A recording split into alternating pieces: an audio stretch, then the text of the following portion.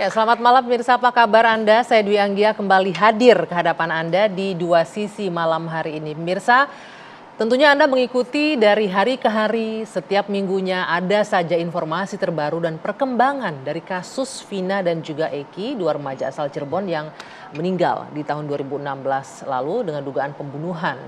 Nah, yang terbaru adalah ada 4 saksi yang menarik BAP-nya, menarik keterangannya yang disampaikan pada tahun 2016 silam.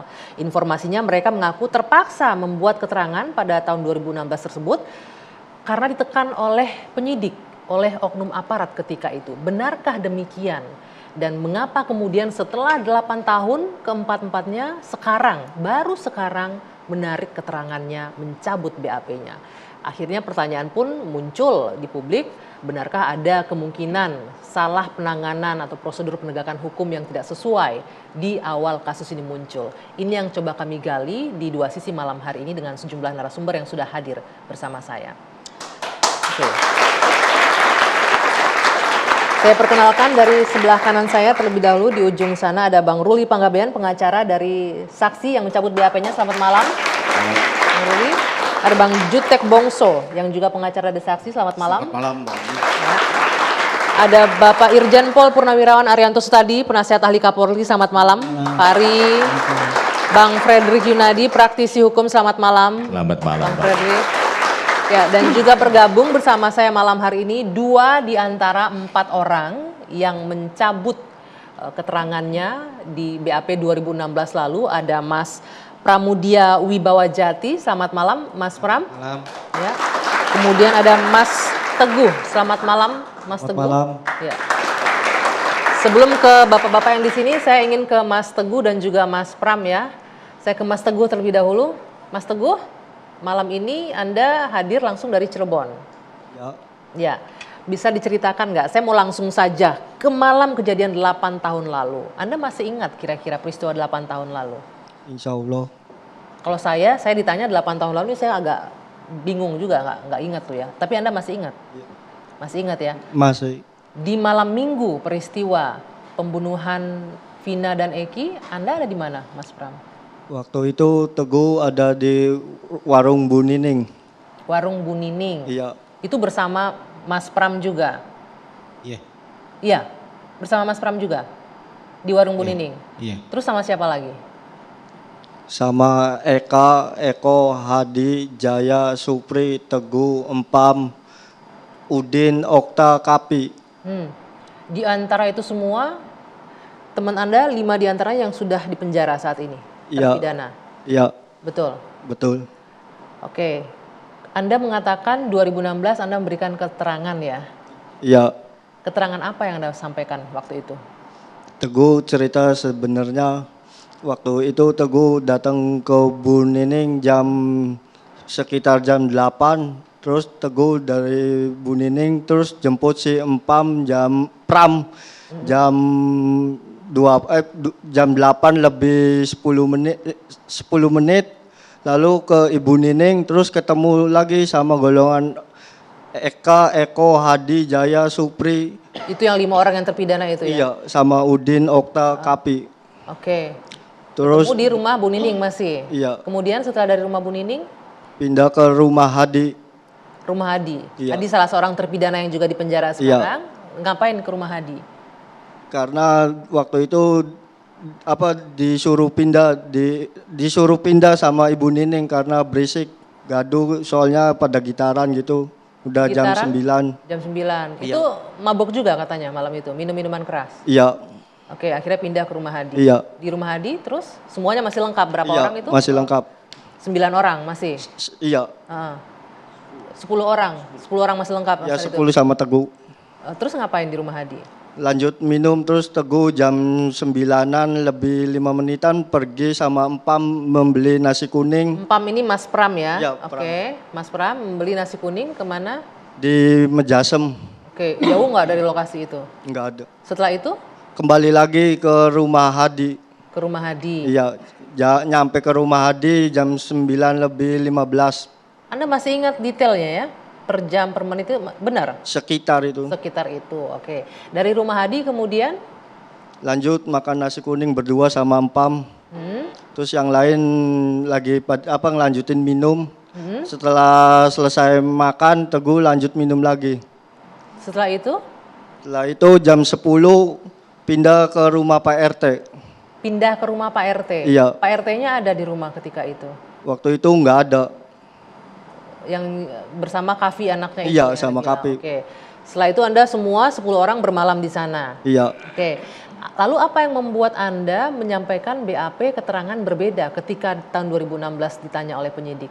Ya Teguh cerita kayak gitu, terus ya itu karena Pak RT tidak membukakan kunci. Jadi Teguh diarahkan beli nasi kuning pulang ke rumah Empam. Yang mengarahkan siapa? Penyidik. Penyidik dari kepolisian. Iya. Oke. Kenapa katanya penyidik mengarahkan itu? Karena Pak RT tidak membukakan pintu. Padahal Pak RT, Nggak ada. Pak RT-nya nggak ada. Yang Iya. bukain pintu anaknya justru. Iya. Berarti menurut Anda Pak RT-nya bohong juga. Ya bisa jadi. Kavinya juga berbohong. Anaknya Pak RT, keterangannya berbeda nggak dengan Anda? Nggak tahu. Nggak tahu. Kalau Mas Pram, Ya. disuruh bikin keterangan seperti apa waktu itu oleh pihak penyidik? Ya waktu dulu Pram kan nerangin yang sejujurnya bahwa Pram tidur di rumah Pak RT. Ya, sama yang tadi itu berarti ya. Ya. Kemudian yang diarahkan penyidik Pas seperti waktu apa? di BAP di Polsek bilangnya kamu bilang tidur di rumah Pak RT, sedangkan Pak RT sama anaknya tidak mengakui bahwa anak-anak tidur di situ.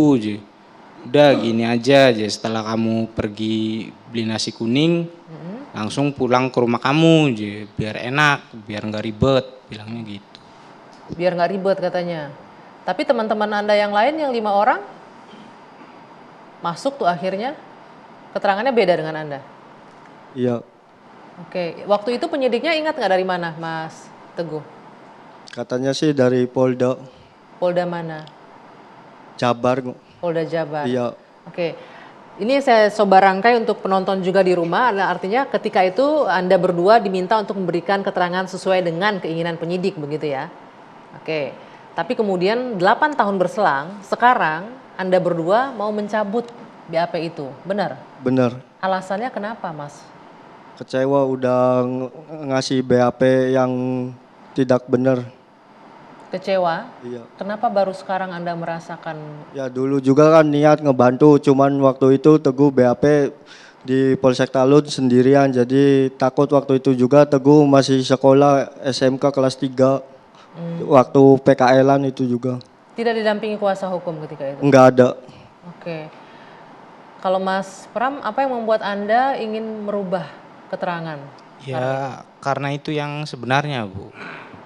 Karena itu yang sebenarnya? Iya, cuma waktu dulu kan Pram di BAP nggak ada pendamping, nggak ada yang dampingin.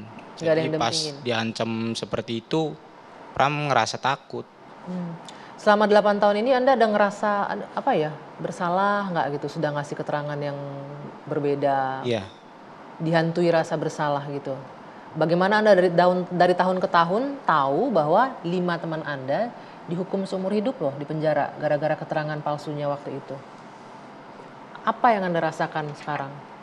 ya kalau Menyesal. Pram ngerasa bersalah Heeh. karena membuat BAP yang tidak benar, tapi sejujurnya itu bukan karena sengajaan, nggak disengaja, Bu.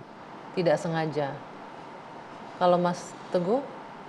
Ya tidak sengaja sih sama.